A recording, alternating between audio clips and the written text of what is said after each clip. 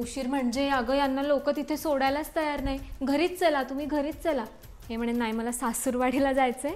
तेव्हा सोडलं. अहो काकू आलं असतं तुमच्याकडे जेवायला, पण जेवूनच आलोय आम्ही. नाही लग्नात नाही, हॉटेल होतं बाजूलाच 5 स्टार. हे म्हणे तिथे खाऊन जाऊ. कुठे त्या काकूंकडे जेवायला जाऊ? यांना खूप अनकम्फर्टेबल होतं अगं दुसरीकडे जेवायला. इथे जेवतात ते नशी. साधा चहा नाही पित अगं ते, कॅमोमाईल टीच पितात. हे काय मला सॅशे घेऊनच फिरावं लागतं. सरक मी बनवून. आहो झाले का तुम्ही फ्रेश? AC चा हो थोडा प्रॉब्लेमच आहे. खिडकी उघडू का? नक्की का? ठीक आहे ना? कुठे होता मच्छर? झोपा झोपा तुम्ही झोपा, मी मारते त्याला. सासरी त्रास म्हणजे काकू एकच त्रास आहे, आणि तो खूप मोठा त्रास आहे. एवढी प्रेमळ माणसं आहेत ना.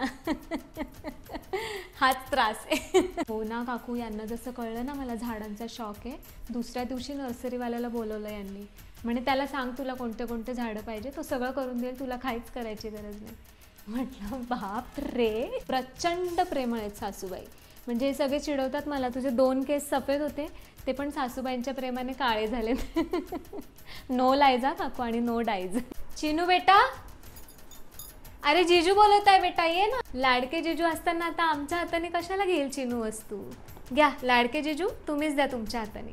जीजूंसारखे शूज पाहिजे, जीजूंसारखे शूज पाहिजे. हॅप्पी हॅप्पी ना?